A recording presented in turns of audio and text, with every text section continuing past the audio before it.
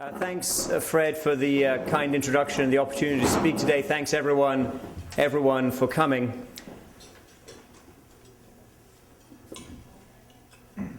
You'll hear you always hear in the American contemporary discussion about anniversaries of various kinds. We have, of course, the centennial of the Titanic now upon us. I think the Titanic was viewed as too big to sink, which is an appropriate metaphor for today's discussion and also for talking about the banks, and I'll make some of those connections. But the history, the moment in history to which we refer in the title of this book is actually 200 years ago, the War of 1812. And in the culmination of that war, in August 1814, the British burned Washington.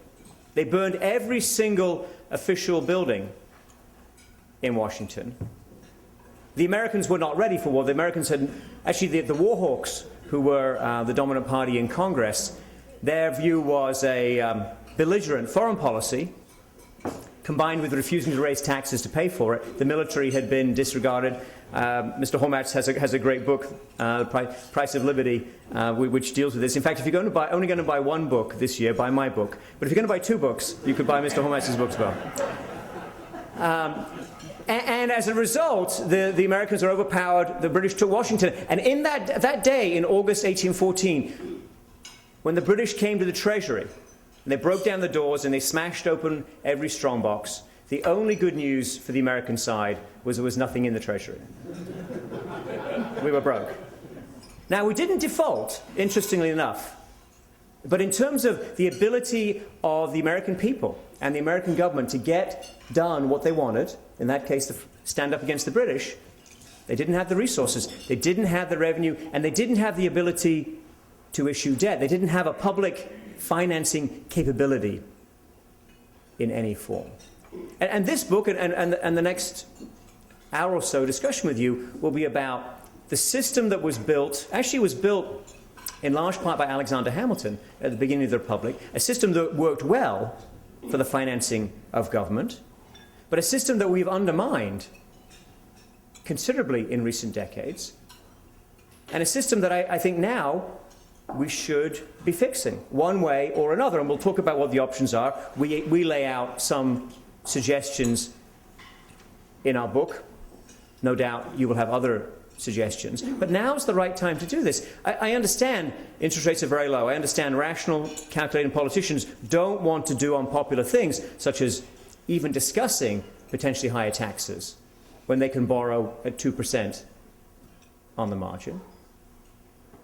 But how long will that last? How long will the extreme reserve asset, safe haven, exorbitant privilege status last? Not indefinitely, for sure. Now we have some time. Now we have some space. Now is the time for this discussion. And the book is written to try and promote discussion precisely with people and among people like you.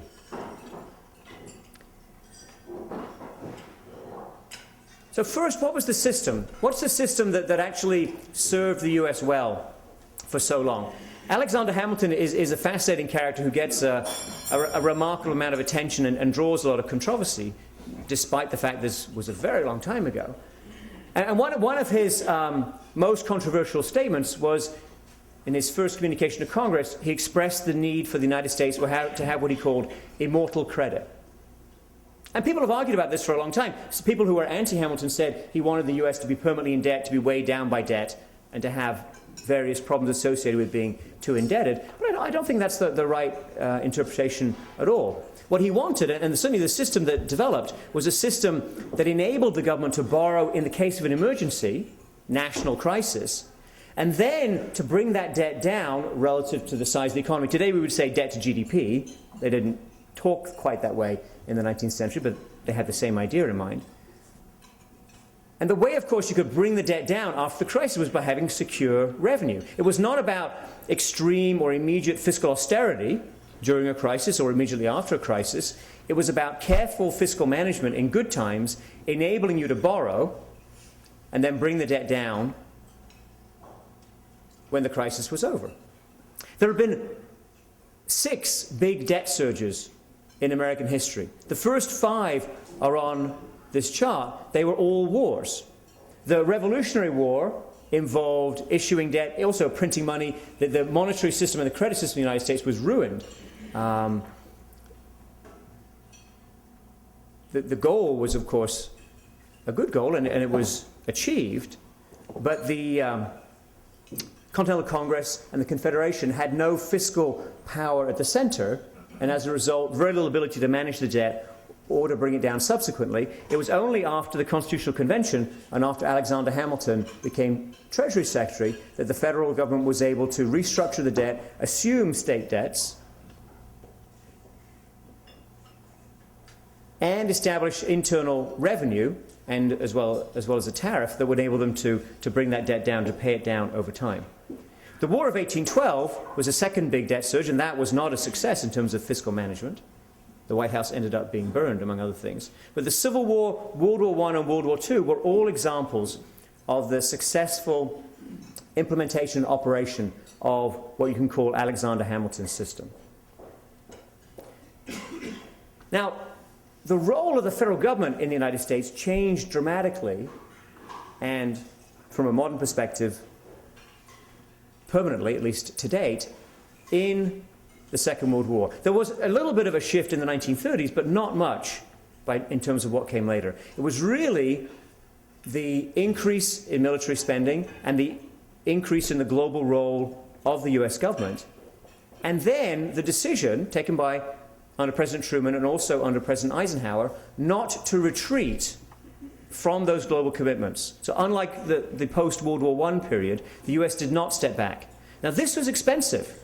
And this surge in spending that you see here is very little to do with today's hot issues around Social Security or Medicare. Medicare didn't exist until the 1960s. The number of people drawing Social Security was very small. This is mostly about increased military and associated spending. Over time, of course, the federal government has changed. This is a term that Ezra Klein, among other people, has used. The US federal government is an insurance company with a large army. And you can see this is comparable data from the OMB, which we only have from 1962 on exactly this basis, but you can see the decline in national defense with, of course, some ups and downs for various foreign wars. At the same time as Medicare, Social Security, and other mandatory programs, social insurance of various kinds for the most part, those have increased as a percent of GDP.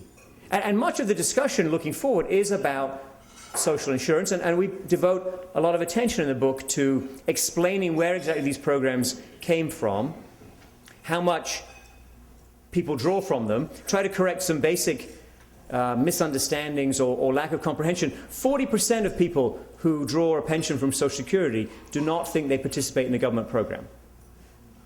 About 40% of people who get their medical expenses paid in large part by Medicare do not think they participate in a government program. Now, we can discuss whether or not these are good programs. We are taking the view that social insurance is affordable and a healthy part of a dynamic capitalist economy.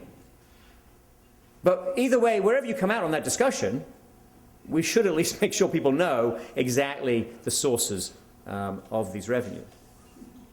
Now, where do we lose this? Where do we shift from the Hamilton system to this modern moment where I think most of us would agree fiscal responsibility, a focus on bringing debt down, a focus on deficits, has not been with us for some considerable period of time. And we go through the history in the book with some caution. I understand this is very controversial. In fact, everything in the book is controversial. And I invite you to read the book and tell me if you find errors of omission or fact. We hired some of the best fact checkers in the business to go through the book. Their job, we paid them to find any statements that were inaccurate or insufficiently documented and backed up. I think in our previous book we found one, maybe two statements that we needed to clarify later, and we're happy to issue clarifications on this book too. But our view of where we lost our sense of fiscal responsibility is not that it happened with the end of the gold standard, for example, in the 1930s, or the creation of the Bretton Woods system. Some people talk about that.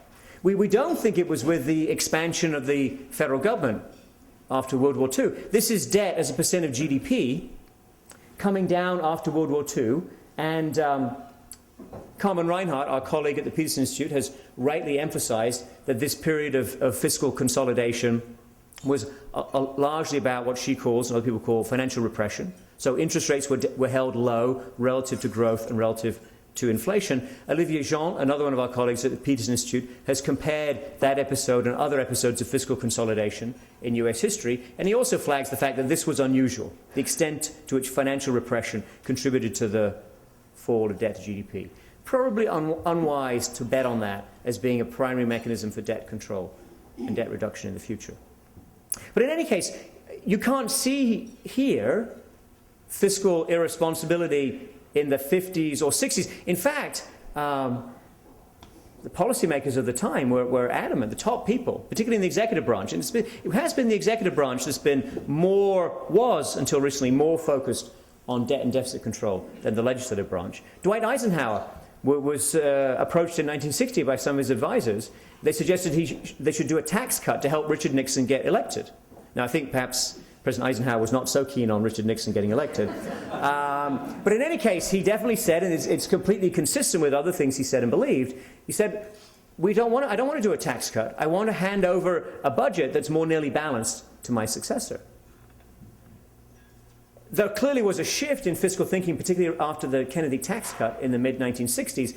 Keynesian thinking began to emerge as a mainstream policy tool, and there certainly was a bit more fiscal stimulus, you might call it, in that context, and of course arising from the Vietnam War. But very small, looking back, relative to anything we've seen subsequently.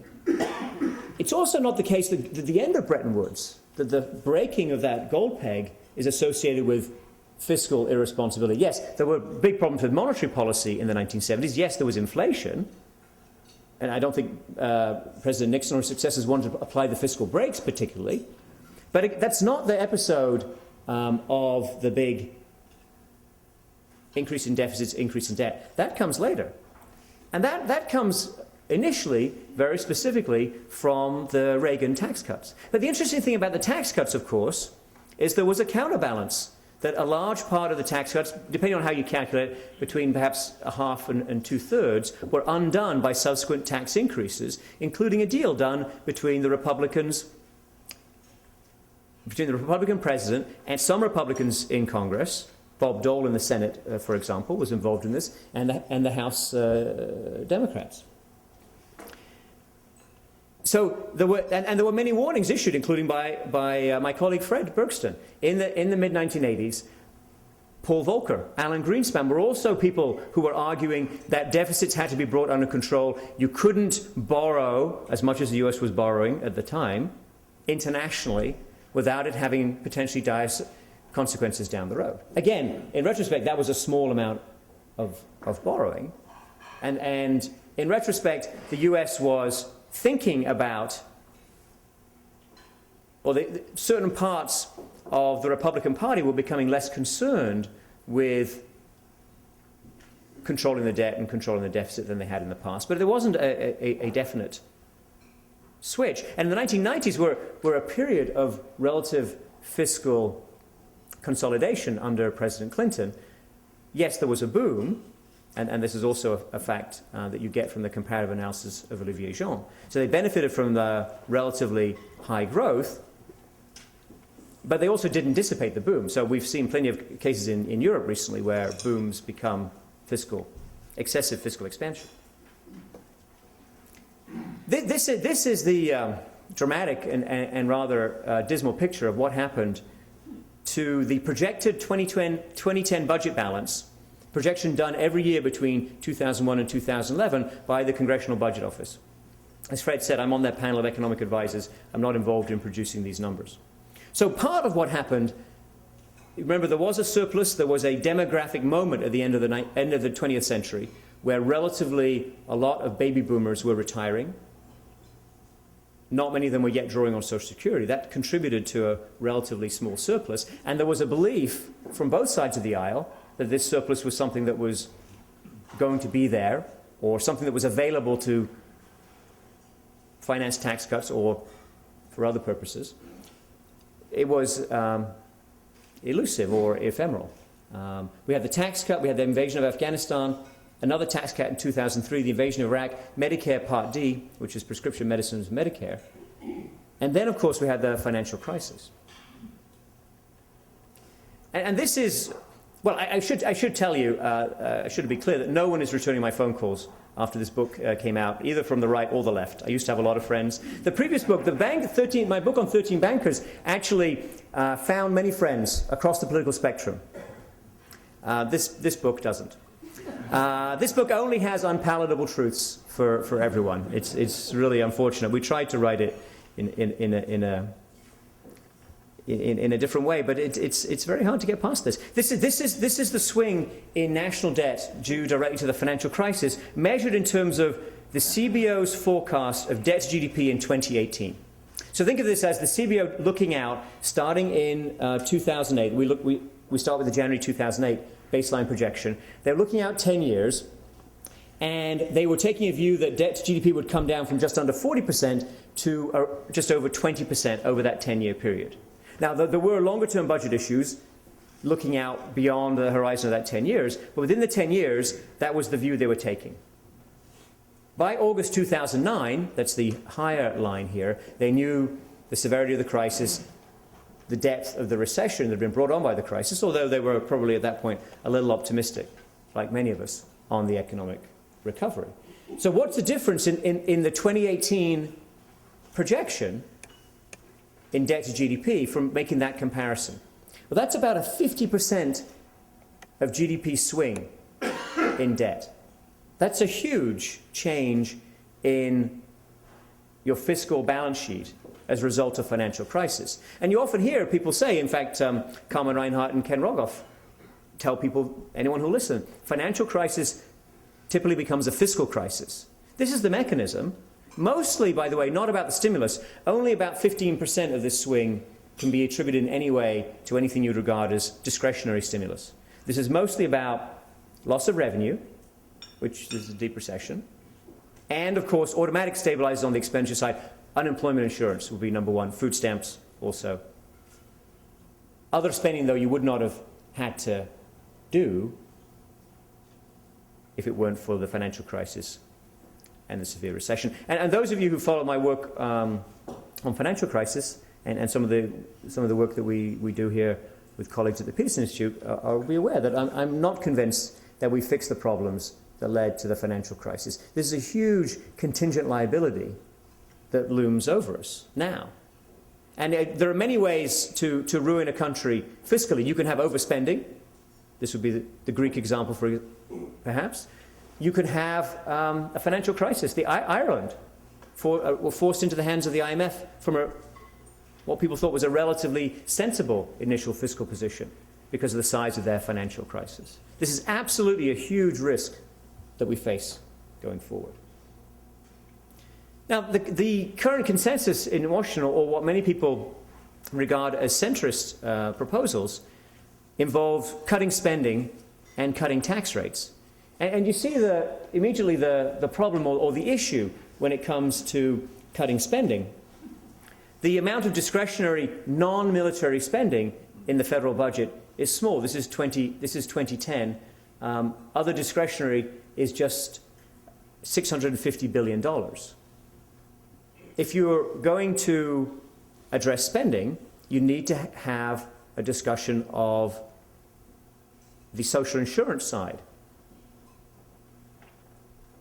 I'm not sure why we are so taken with cutting taxes in this situation. That is a further reflection, I think, of this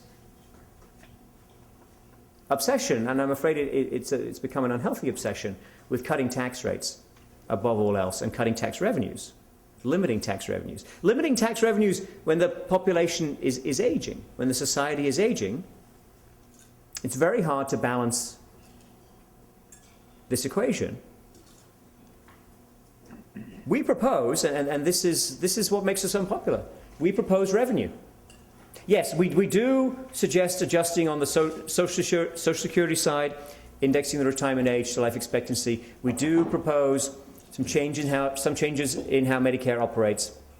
But relative to other proposals out there, other proposals that you've seen that are being debated, we have more emphasis on raising revenue. And we propose specifically not to extend the Bush-era tax cuts that expire at the end of this year. If you're concerned about the effect on the macroeconomy of not extending them, then by all means replace them with some sort of temporary tax cut, a temporary payroll tax cut, for example. I think that's politically feasible, and if you think the economy needs a stimulus, that will do it just as well. But in terms of what's on the horizon, what's the opportunity for actually strengthening the revenue base of the country, I'm afraid that's the only thing we can see in the near future. Yes, we can discuss alternative taxes, we can discuss ways to approach tax reform. We again talk about that in the book. We're open to that. But to what extent are they politically feasible? And the problem, of course, is that no one wants to talk about revenue. No one on the right wants to talk about revenue. It's, I think, the ultimate third rail within the leadership or high ranks of the Republican Party. And nobody on the left particularly wants to talk about revenue either. And this is the problem. If you have an aging... So the problem is not fighting the British, I hope. It's not the War of 1812. But it is very precisely and exactly that you're trying to have the government do some things, provide social insurance, and you're not providing the revenue to back it. If you fund that with an increase with the deficit and an increase in debt, you can get away with that for some time. And we have this extraordinary and unusual position in the United States of being the reserve asset, the safe currency. Of course, it's not the currency that's the issue, it's the debt. It's the US, how safe do people think US Treasury debt is? And what's the level at which the debt, you'd have too much debt, and you'd have a fiscal crisis, and interest rates would go up? The debt, on the latest numbers, the federal government debt held by the public is 73% of GDP. Carmen Reinhardt, Ken Rogoff talk about a threshold at 90% of GDP, although they talk about gross debt, so those numbers are already higher. Paul Krugman makes the point that you have a lot more fiscal space. You could go to 120, 140%. Some people point out that Japan on the gross debt numbers is at 200%. We don't know. Honestly, we don't know where that threshold is. But we do know that when bond markets turn against you, they turn very quickly.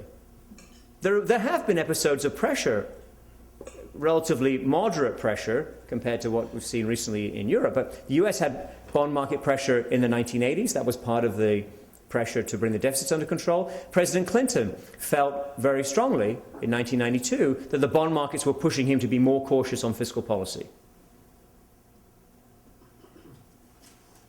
If you think the bond markets will send you gradual signals, they'll send you postcards, you'll get little nudges, then you don't have to worry too much. You can make the adjustment when that comes. It's very unlikely to come in that form. Sooner or later, savers around the world will be saving less. The Chinese will be saving less, spending more at some point, presumably. Their current account surplus seems to be falling at this point. The Europeans will likely sort themselves out. I think Fred and I disagree on how soon that will be. Fred thinks sooner, I think later. But I think ultimately the euro will be, some version of the euro, perhaps a more Germanic euro, will be back as a viable rival alternative currency. My colleague here, Arvind Subramanian, has a very eloquent book arguing that the renminbi will put pressure on the United States as an alternative reserve asset. We don't know how this is going to play out. You don't want to wait. You do not want to wait for the pressure for the bond market, for the interest rates to surge, for your interest costs to go up. That's a fiscal adjustment that will be very painful, whether or not it plays out on the spending side or on the revenue side. Now we have an opportunity. The proposals in our book are about bringing down debt to GDP over 2 decades to 40% of GDP. And this is a very aggressive fiscal adjustment strategy, but it's over 2 decades. I've been on a number of interviews recently where people have said to me, "You're proposing a small increase in the gasoline tax. How could you possibly do that?" Over 2 decades. You know, if it's completely off if you can't raise revenue, we're going to have a very big problem. If you let the Bush tax cuts expire, it is relatively easy, not painless, but relatively easy over 2 decades to bring debt to GDP down. If you extend those tax cuts entirely, and I think that may be what happens, because no one wants to talk about revenue, you have a much bigger problem building up for the future. If you wanted to achieve the 40% or close to 40% of GDP by 2040, you'd need a 5.5% adjustment to the annual primary balance starting in 2020. That's a huge fiscal adjustment. This problem is coming. This problem is coming, and it will hurt and undermine people on the right and people on the left. This is a shared problem. The idea that you're going to push it fully one way or the other is an illusion. If you don't want to talk about it, if you don't want to argue about it in public, if you don't want to make this part of the presidential elections, that could be what happens, as long as the bond markets stay favorable. But you are building up very, very big problems for the future. And I think it's for the near future. It's not for the 20, 30-year future. I think it's for the next 5 to 10 years. So let's fix this now, while we still have time. We're going to put in place a fiscal adjustment that would really change the nature of the issues. Thank you very much.